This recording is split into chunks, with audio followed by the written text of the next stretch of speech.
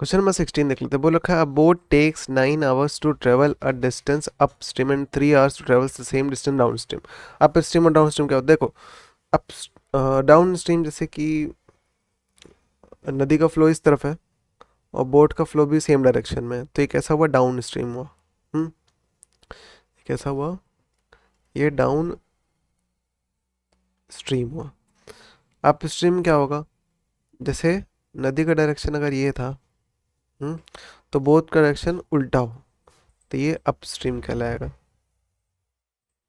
देखो down stream में, हम्म, क्योंकि तुम नदी के डायरेक्शन में ही जा रहे हो, ठीक है, तो तुमको एक्स्ट्रा वर्क नहीं करना पड़ेगा, ठीक है, मतलब एक्स्ट्रा फोर्स नहीं लगाना पड़ेगा, जिसकी वजह से तुम्हारा कह सकते हो स्पीड तुमको बूस्ट मिलेगा ना। सिंपल सी बात है, तुम जिस नदी का डायरेक्शन भी सेम था, बोट का डायरेक्शन सेम था, तुम्हारी स्पीड बढ़ जाएगी, ठीक है। जबकि अप स्ट्रीम में क्या होगा कि तुम्हारी स्पीड जो है सब्ट्रैक्ट हो जाएगी, कम हो जाएगी।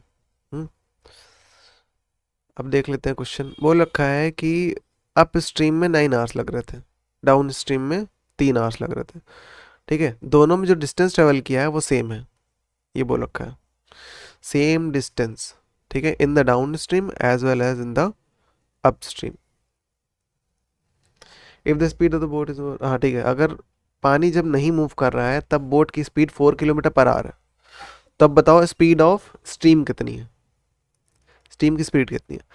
ठीक है, मैं मान लेता हूँ कि वो जो डिस्टेंस ट्रेवल किया गया है वो डी किलोमीटर है, क्योंकि हमको पता नहीं, तो कोई भी वेरिएबल ले लो, डी ले लो, एक्स ले लो, और ना ही हमको स्ट्रीम की स्पीड पता है, तो उसको भी कुछ वेरिएबल ले लो, एक्स ले लो, वाई ले लो, ठीक है, वी ले लो, मैं इधर वी ले रहा हूँ।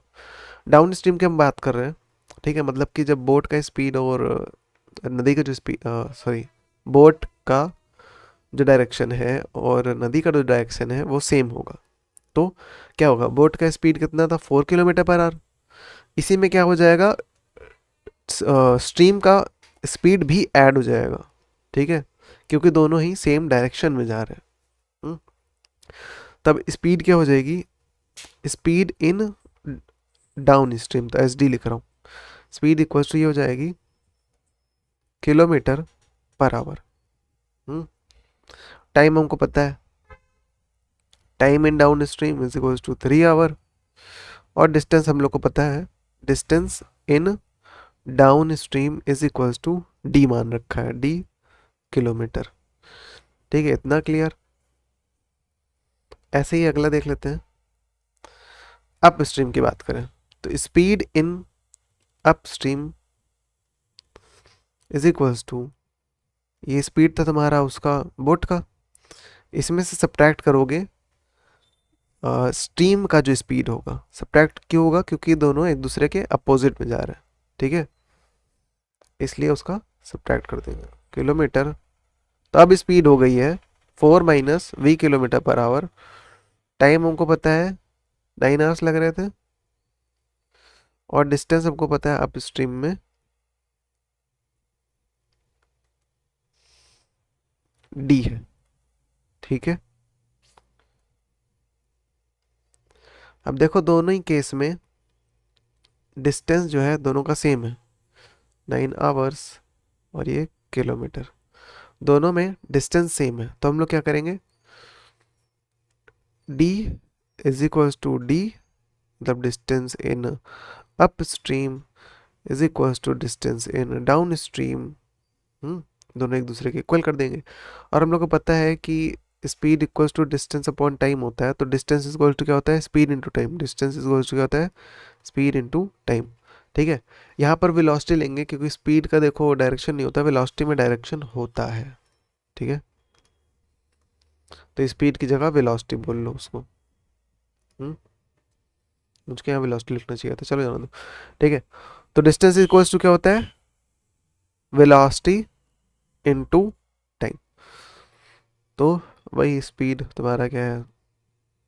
अब स्ट्रीम की बात करें तो 4 + v है, ठीक है, distance equal to speed into time, velocity into time, वही चीज़ है, ठीक है। तो 3 = ये तो इधर मैंने अप स्ट्रीम का लिख दिया, अब इधर डाउन स्ट्रीम का, तो स्पीड हमारा क्या था?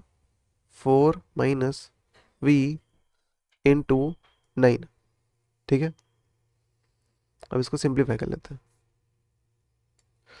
ठीक है, ये 4 के इधर मल्टीप्लाई हो रहा था, उधर जाकर डिवाइड हो जाएगा।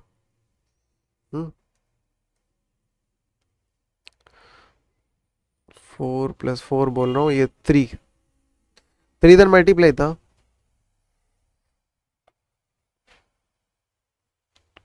उधर जाकर डिवाइड हुआ। 3 वन ज़ा 3, 3 3 ज़ा 9, क्या बचेगा? 4 plus V is equals to 4 minus V, इस पूरे ब्रैकेट के बाहर 3। इधर कंटिन्यू कर रहा हूँ। 4 plus V is equals to, ये 3 क्या होगा, सबसे मल्टीप्लाई होगा, डिस्ट्रीब्यूटिव प्रॉपर्टी। 3 4 जगह हो जाएगा 12 माइनस 3 इंटू वी क्या हो जाएगा 3v, और माइनस 3v था,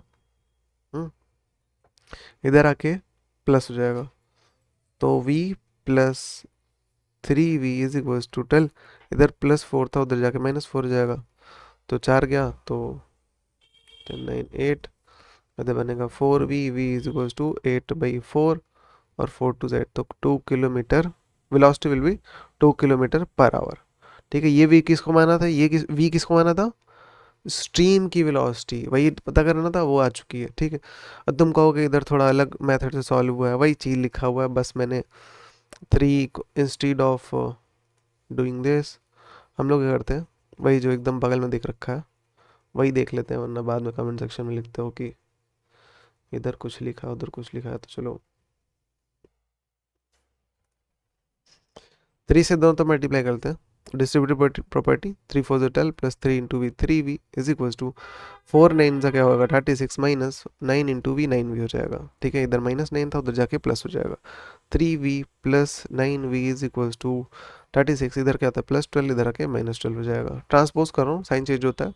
ठीक है, इसको सॉल्व कर लो, 9 3 12, 12v इज इक्वल टू, इसको सब्ट्रैक्ट करोगे 654, 2 3 में से बन जाएगा 224।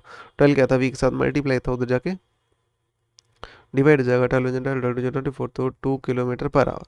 फिर से वही आ गया, v is equal to 2 kilometre per hour. Positive है, मतलब कि बोट और स्ट्रीम का डायरेक्शन जो है सेम सेम डायरेक्शन में।